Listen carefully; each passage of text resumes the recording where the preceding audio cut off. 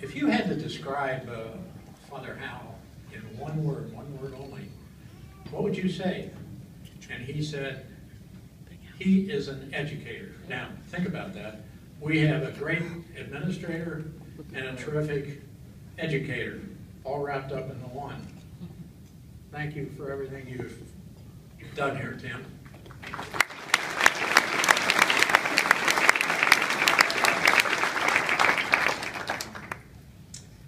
Heidi O'Connor. I asked Tony Shedd, hey Tony, why Heidi? I don't understand this. And he said, listen, if you got to know Heidi, you would understand plenty that she is one of the most outstanding people that you'll ever meet in and out of the high school. And she is really well deserving of this award. So congratulations again, Heidi. Yay.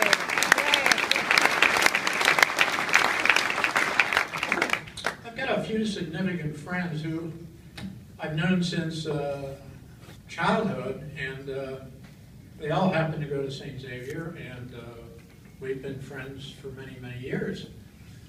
Just to give you an example, when it was like 1939, Harry Stanton said to us, come on over, and little Billy Keating came over, and my brother Dick, and myself and Harry, and we rode Harry's soapbox jitney down the hill in front of his house. And it was a memorable time with Keating and Stanton and all those people, and you know, you just look back and you really never forget those times in your life. And there were other people in times like my mother's best friend was Marie Schildmeyer, and Don Kleekamp stole her daughter and got married to her, and Bob Conway. You all know Robert Conway, and the father of Dr. Jung, and he married my cousin Ruthie Jung, tremendous guy. So they all gave me that certain little inspiration to be a man for others. I'd like to very briefly announce and identify my 97 relatives here.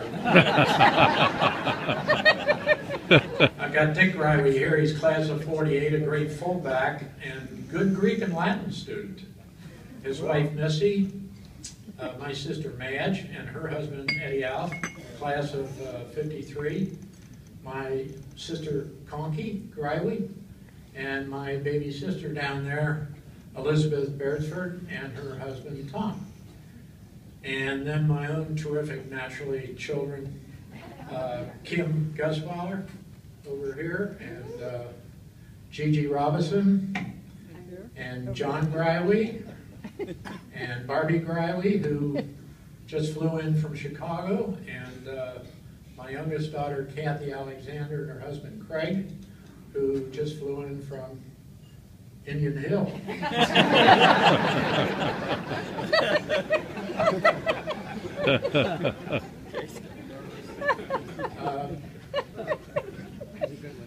Not to mention 18 grandchildren and 2 great-grandchildren. I won't mention the other 75 people.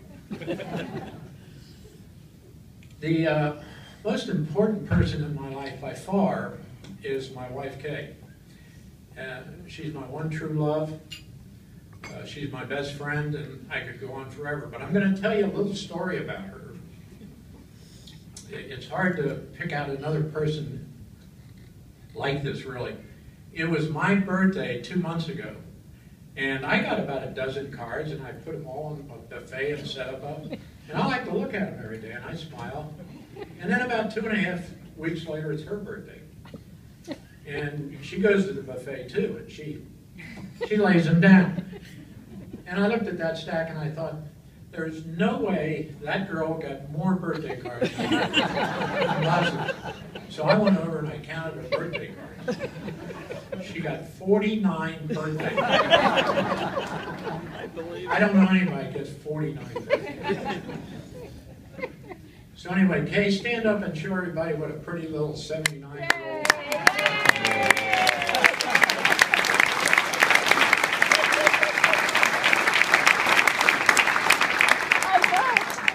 Our three brothers went to XI too, so it's all in the family.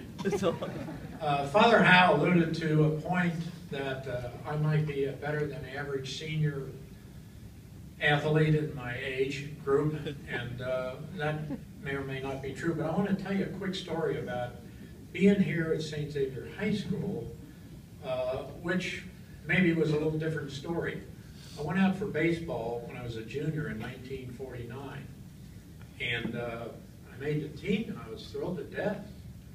It was a highlight of my life. And 3 weeks later, we had an inter-squad game. And we were all taking a shower after the game in the basement of St. X. And I heard my name yelled out. And I wasn't sure who it was, but I threw a towel around myself and I ran out. Sure enough, there was Coach Bonnie Washer.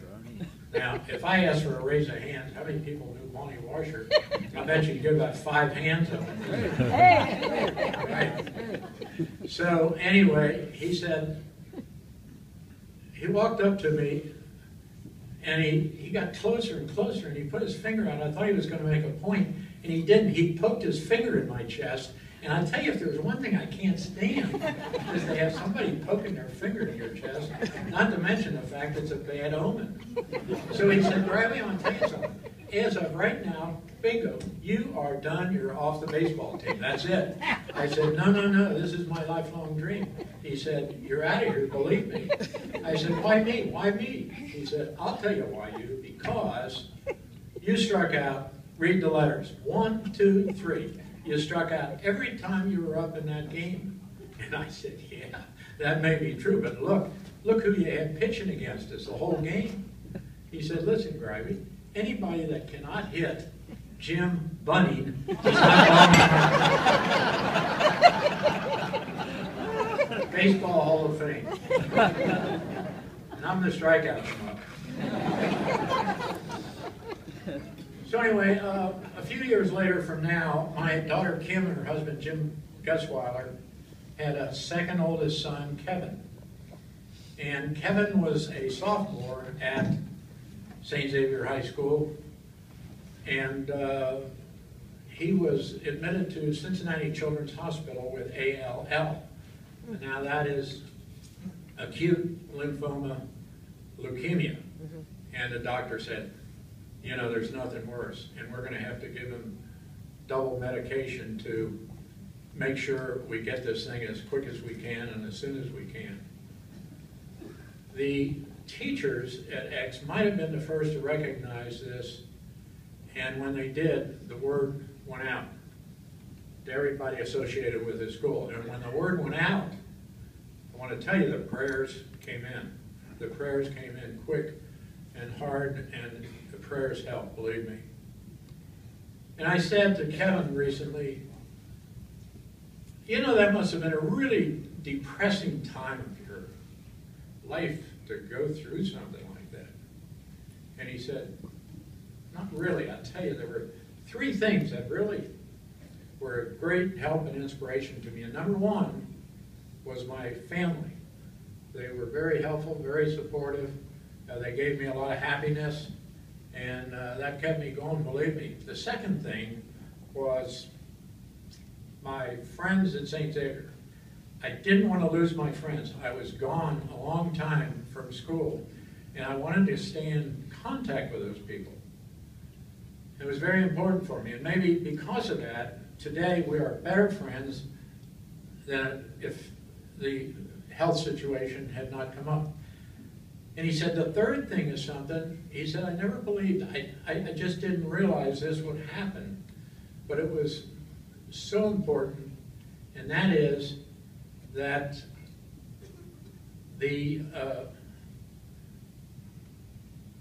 my teachers were very compassionate, very helpful, very sympathetic. He used the word flexible, which I think is a better word than I'm using.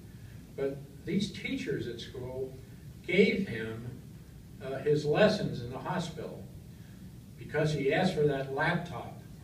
And if I was in the hospital, that laptop would be the last thing I would.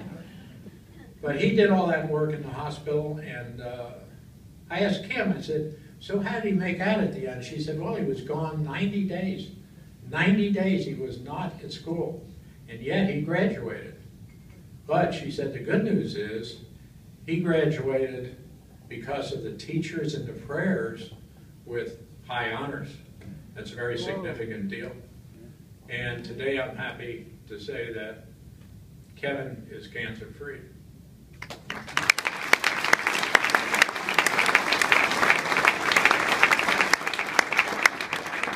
So what's the point here? You never know when your support of the school is going to pay dividends somewhere down the line to different generations of your family, of your friends, somewhere in the future.